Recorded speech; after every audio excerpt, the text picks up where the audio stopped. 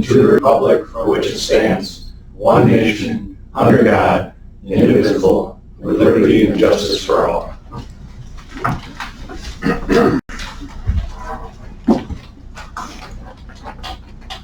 Everybody have a chance to read the minutes? I'd like a motion.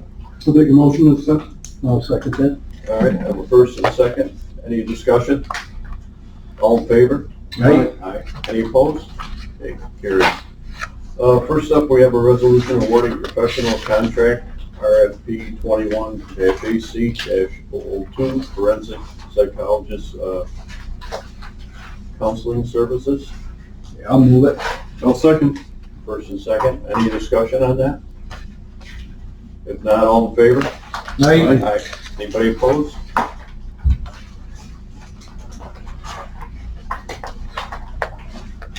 Okay, next up, we have a resolution awarding professional service contract RFP 21-AC-003. It's electronic voucher system.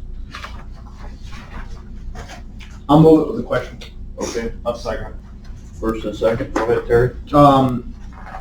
So this is only $3,000 per month because it's already in place. So I'm assuming we must have paid the upfront cost when we put it in place. The last time, yes. For all these. And that's going to continue on for another, or just for this year? Well, this year with the option of extending terms. Oh, okay. This is the system that the attorneys in the courts use to input their vouchers so that the plan can review it. It's not the munis side of things. Right. This actually saves us money though in the long run because instead of having all the paper copies that we just have. Right. Okay, any other questions on that? If not, all in favor?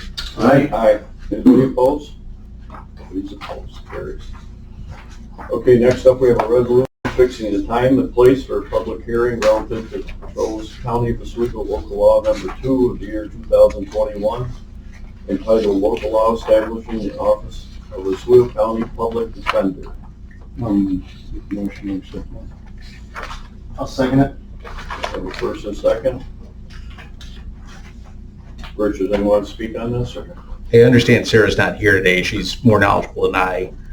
This is a result of conversations with the New York State Office of Indigent Legal Services and their request that we improve the quality of representation. It also locks in the funding for a period of time, if I'm not mistaken, from the state if this is established. It doesn't get rid of assigned counsel. The primary focus will be criminal courts first. Assigned counsel will have to continue in some way, shape, or form due to conflicts, and especially in family court, if this ever morphs into family court as well. You've got two parties, family court, one office can't represent both, so at least two parties in some cases. There's more, so. And this is just a public hearing, and I know the Bar Association was notified according to Sarah. Well, I notified the bar, yes. I notified Graham Sider, president of the bar. He circulated it to all the Bar Association members. You'll likely hear some comments from them, I'm sure. Okay. So, any other discussion? Phil? Should this pass, the public defender's office, this new portion would be covered by the Pearl hearing settlement funds from the state to pay for the operations of the department. Okay. Would that include office space as well here? Okay. Anybody else have anything else?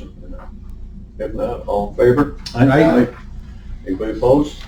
Motion carries. Next up, we have a resolution establishing the Office of Strategic Initiatives and establishing associated positions to be funded by the American Rescue Plan Act funds. Move it. Second. Okay, first and second, any discussion on that? If not, all in favor? Aye. Anybody opposed? Motion carries.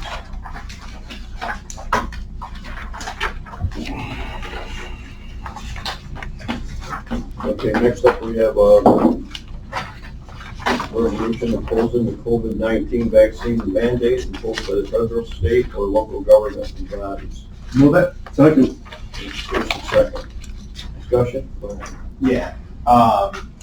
Thank you, Mr. Chairman. I don't even know where to begin with this. I'm embarrassed, frankly, that we're deciding to take time out of the legislature to move something along these lines. Got 700,000 dead in the country, most deadly pandemic in history. We've got over 100 of our neighbors dead. We've got 40% of our eligible neighbors unvaccinated, and the legislature decides that this needs to be a priority to oppose vaccine mandates. I don't know what else people are looking for. We've had correspondence with folks. I know I've got emails. I know the chairman and my majority leader have met with folks on this. The science is there. These vaccines are safe. These vaccines are effective.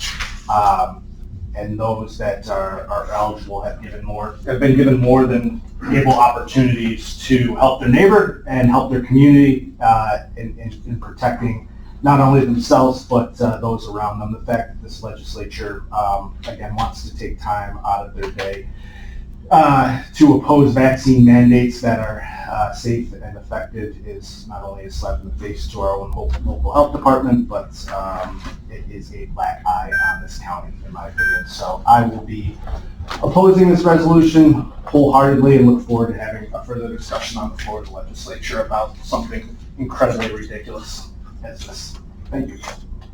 Terry? So I don't believe that this legislature is looking to say that this is completely ridiculous and that vaccinations are completely ridiculous. This resolution that's in front of us, if we should read, there's two whereases. One says that every citizen who wants a COVID vaccine possesses the right to obtain one, but no COVID vaccine should be mandated by law. Second one says people have the right to refuse COVID vaccination based on religious or medical reasons.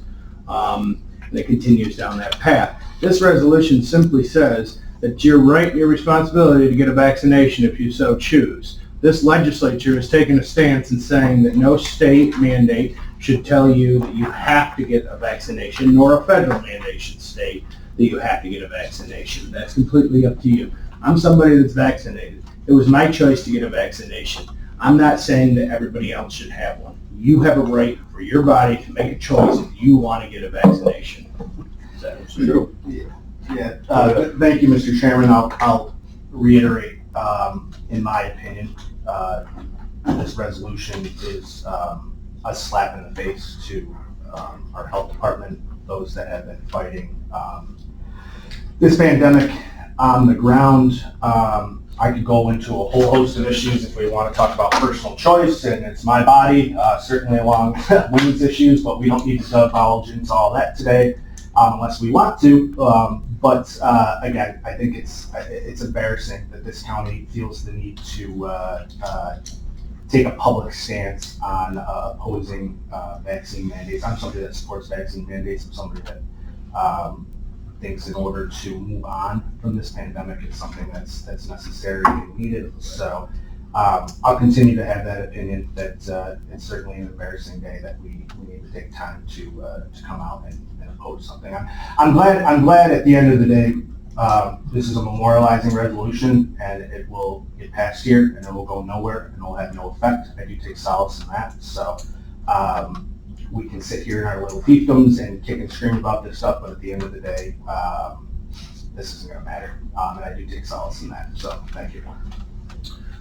I just want to rebuttal and say that I take great pride in saying that I think it's my constituents' choice to decide what they want to get for a shot or not get for their shot. That's it. And to say that it'll stay here and not go anywhere, at least people will know where the governing body of Oswego County chooses to field to protect the rights of their constituents. Sure will. Sure will. Ed, you have something? Yeah, I second that sentiment. You know, of the people, of course, it's a very, very important topic. COVID has been, we've all dealt with it. I think the people that I have personally spoken to, for the people that have come to our legislative meetings, it's quite evident that in Oswego County, your personal freedoms are still very, very important. And the fact that this body, I am proud, I respect the legislators' feelings, but I'm actually very proud to think that we would stand behind the freedoms that the flag we just pledged our allegiance to. supports the Constitution and the rights, that we have that choice. And to start down this path of mandates just reinforces the ridiculous things that are going on in the federal and state government that embarrass me personally. And as we lean more and more towards socialism and the socialistic type of government. So I'm very proud to be a part of the legislature to support this, and I'll stand on the table and have to vote yes for it if I have to. Any other discussion? Lots, but I'll save it. All right, we'll hear from you at the meeting. You got it, brother. All right. All in favor? Aye. Anybody opposed? Wholeheartedly. Matt, you have anything? Okay. Move to adjourn then. Well, if you could, are we still meeting by appointment on Wednesdays at DMV? Yes, So it's still Monday, Tuesday, Thursday, Friday, open to the correct. Yep, and we're starting to renovate Fulton, so hopefully that opening is right around the corner.